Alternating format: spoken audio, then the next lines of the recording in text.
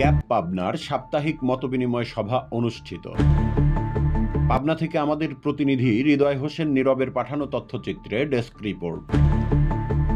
পাবনা শালগাড়িয়ায় Siddique memorial school and কলেজের অডিটোরিয়ামে বুধবার ২৫ জুন সকাল 11:30টায় শিক্ষার্থীদের সচেতনতা বৃদ্ধির জন্য ঘণ্টাব্যাপী আলোচনা ও কুইজ প্রতিযোগিতার মধ্য দিয়ে ক্যাব পাবনা ২০২৫-এর সাপ্তাহিক মতবিনিময় সভা অনুষ্ঠিত হয়েছে। প্রধান অতিথির বক্তব্য দেন জেলা প্রশাসন কার্যালয়ের এক্সিকিউটিভ ম্যাজিস্ট্রেট সুমাইয়া তাসনিম। সংগঠনের সাধারণ সম্পাদক সহকারী অধ্যাপক এস.এম. মাহবুব আলমের সঞ্চালনায় জেলা ভোক্তা অধিকার সংরক্ষণ অধিদপ্তরের সহকারী পরিচালক মাহমুদ হাসান রনি শিক্ষার্থীদের মাঝে কুইজ প্রতিযোগিতা পরিচালনা করে নবম শ্রেণী বালিকা শাখার উম্মে সাদিয়াকে প্রথম, একই শ্রেণীর বালক শাখার মাহফুজুর রহমানকে দ্বিতীয় ও কামরান শামসকে তৃতীয় পুরস্কার প্রদান করেন। আমি ভাবতেই পারিনি আমি শুধু ভাত খুশিতে হয়ে যাব, এটা মানে আমি প্রথম একটা পুরস্কার পাইছি। এর আগে আমি এরকম কোনো পুরস্কার পাইনি।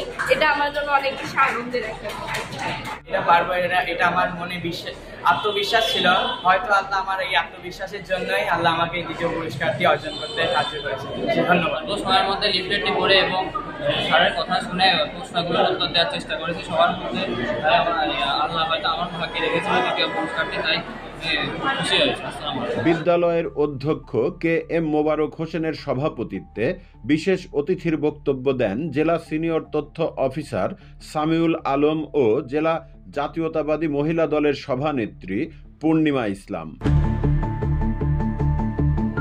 উপস্থিত ছিলেন সংগঠনের যুগ্ম সাধারণ সম্পাদক এস.এ. কামাল, জাতীয়তাবাদী পৌর মহিলা দলের সভানেত্রী ফারজানা ইয়াসমিন, সহকারী শিক্ষক সুমনা ঘোষ, ফারহানা বিনতে জিয়া, সিএনএফ-টিভির চেয়ারম্যান খালেদ আহমেদ, দেশ প্রতিনিধির জেলা প্রতিনিধি রহমতুল্লাহ দোলন, দৈনিক স্বাধীন মতের জেলা প্রতিনিধি আব্দুল কাইয়ুম তমাল, দৈনিক সরেজমিন বার্তার সদর উপজেলা প্রতিনিধি হৃদয় হোসেন নীরব ও বিদ্যালয়ের শতাধিক শিক্ষার্থী।